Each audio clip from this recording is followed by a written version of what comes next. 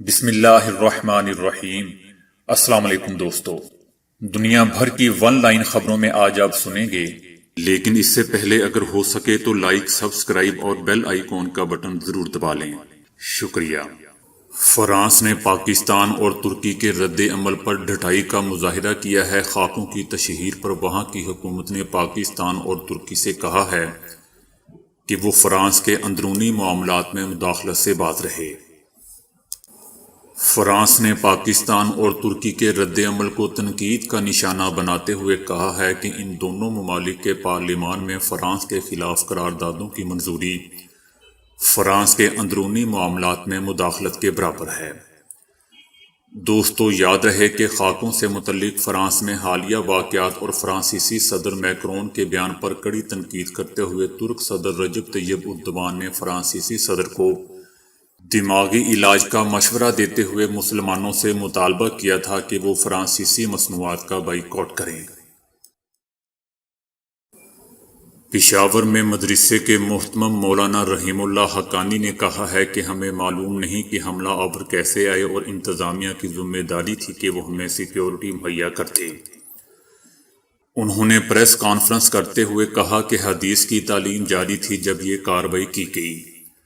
ہمارا کسی سیاسی جماعت کسی سے کوئی تعلق نہیں۔ 4 سال قبل بھی مدرسے پر فائرنگ ہوئی تھی۔ مدرسے کے حوالے سے پولیس نے آگاہ کیا تھا، ہم نے اپنی سیکیورٹی کی تھی، لیکن ہمارے پاس اسلحہ نہیں تھا۔ مولانا رحیم اللہ حقانی نے کہا کہ انتظامیہ کی ذمہ داری تھی کہ ہمیں سیکیورٹی مہیا کرتے۔ ان کا کہنا تھا کہ مشاورت کے بعد ہی مدرسہ کھولنے کا فیصلہ کریں گے۔ دوستو، یاد رہے کہ گزشتہ روز دیر کالونی میں مدرسہ کے اندر اس واقعے کے نتیجے میں بچوں سمیت 8 افراد شہید ہو گئے تھے، اور یہ واقعہ اس وقت پیش آیا تھا جب بچوں کی بڑی تعداد دینی تعلیم حاصل کر رہی تھی۔ فرانس میں حضور صلی اللہ علیہ وآلہ وسلم کی شان میں گستاخانہ خاکوں کی اشاعت کے خلاف لبنان کے فلسطینی پناہ گزین کیمپوں میں بڑے پیمانے پر مظاہرے کیے جا رہے ہیں اور جلوس بھی نکالے جا رہے ہیں۔ جلوسوں میں ہزاروں کی تعداد میں فلسطینی پناہ گزینوں اور مقامی لبنانی شہریوں نے شرکت کی۔ مظاہرین نے ہاتھوں میں بینرز اور کتبے اٹھا رکھے تھے جس پر نبی کریم صلی اللہ علیہ وآلہ وسلم کی شان میں گستاخی کرنے والوں کو عبرتناک سزا دینے کے مطالبات اور فرانس کے خلاف نعرے درج تھے۔ مقررین نے فرانسیسی حکومت کو توہین امیز خاکوں کی اشاعت کی ذمہ دار قرار دیتے ہوئے فرانس کا معاشی، سیاسی اور سفارتی بائیکاٹ کا مطالبہ کیا۔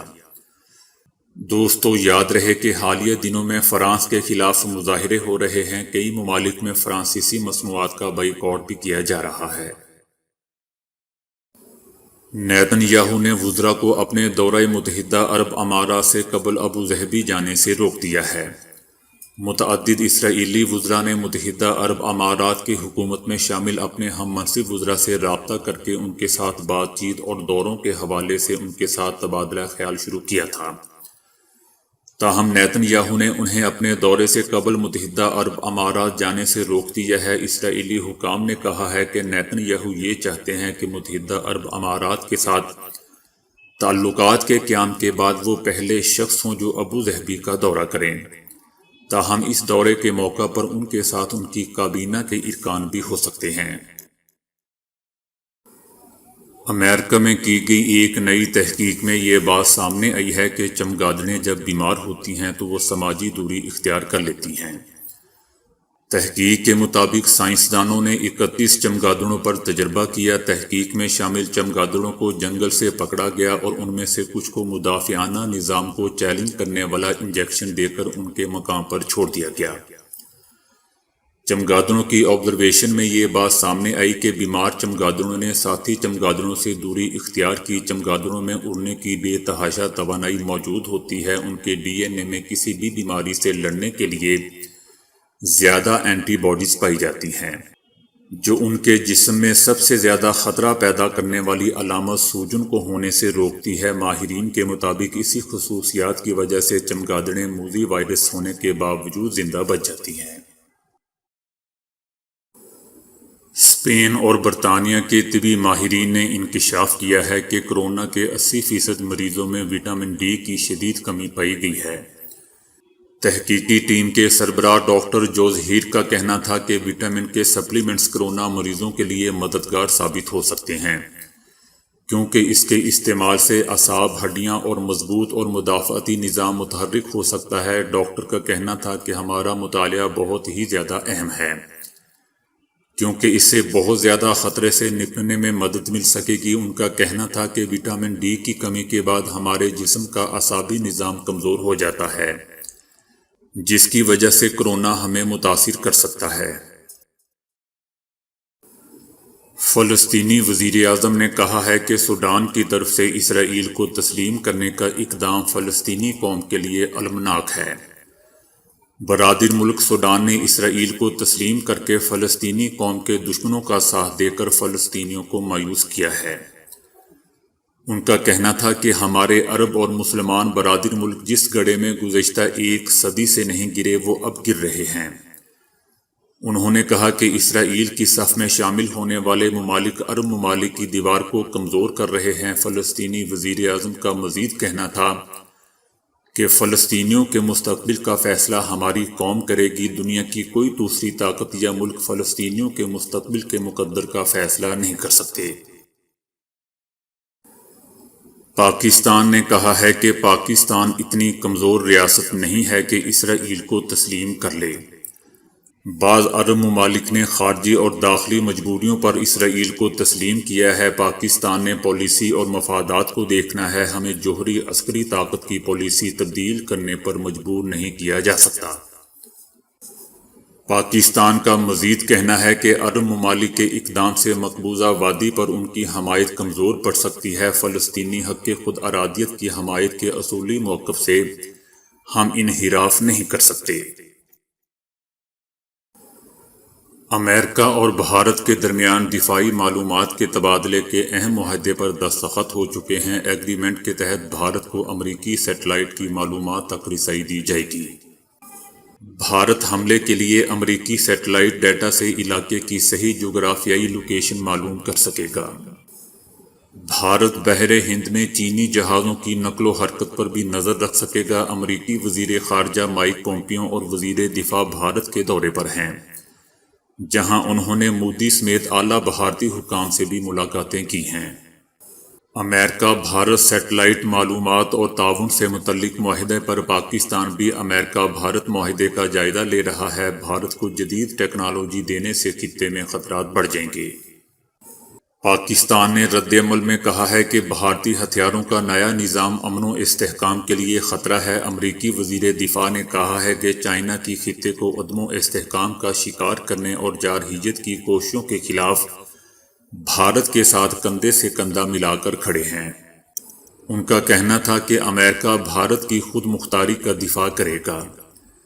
بھارت کے لیے دوستو، امریکہ کی ٹیکنیکی معاونت چائنا سے زیادہ پاکستان کے خلاف بروئے کار لائی جا سکتی ہے۔ اس معاہدے کے تحت امریکہ زمینی، سمندری، فضائی یا خلائی سیٹلائٹ ڈیٹا بھارت کو مہیا کرے گا، جس کی بدولت بھارت بحری اہلکاروں کی درستگی کے ساتھ نشانہ بنانے، ان کا سراغ لگانے اور نقل و حرکت پر نظر رکھنے کے قابل ہو جائے گا۔ امریکہ بھارت ٹیکنیکی تعاون کے اثرات کا مقابلہ کرنے کے لیے اب پاکستان کو ہائی ٹیک کی جانب اپنے سفر کو تیز تر کرنا ہوگا۔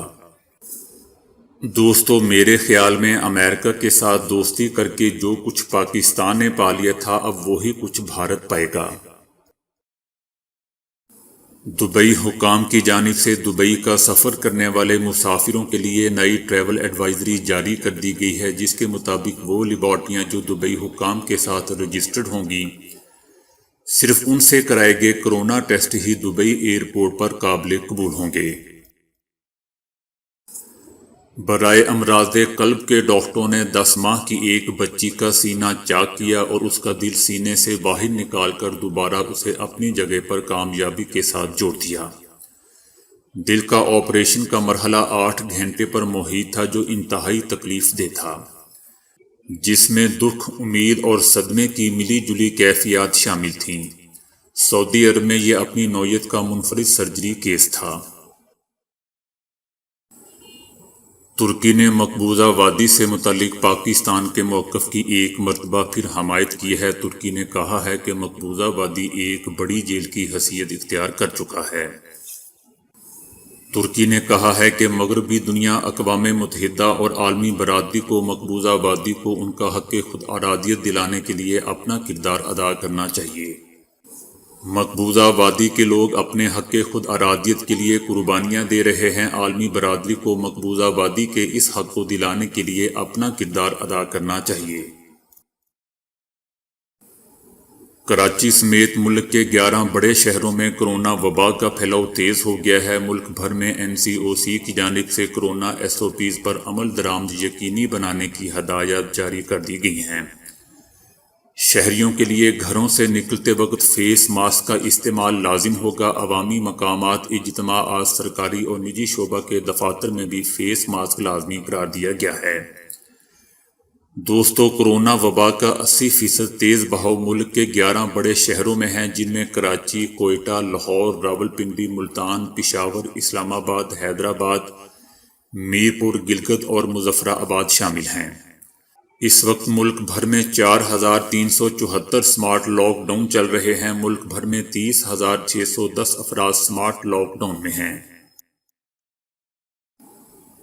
اسلام آباد ہائی کورٹ نے گستاخانہ خاکوں کی اشاعت پر فرانس سے تعلقات منقطع کرنے کا معاملہ کابینہ کے سامنے اٹھانے کا حکم دے دیا ہے۔ ہائی کورٹ نے معاملہ وفاقی کابینہ کے سامنے رکھنے کا حکم دیتے ہوئے کہا کہ وفاقی کابینہ عوامی جذبات کو سامنے رکھ کر فیصلہ کرے۔ فرانس میں خاکے شائع کرنے پر ترکی، قطر سمیت متعدد مسلم ممالک نے احتجاج کیا ہے۔ فرانس کی سب سے غلط بات یہ ہے کہ اس کے صدر نے خود 2 عمارتوں پر خاکے لٹکانے کا کہا تھا۔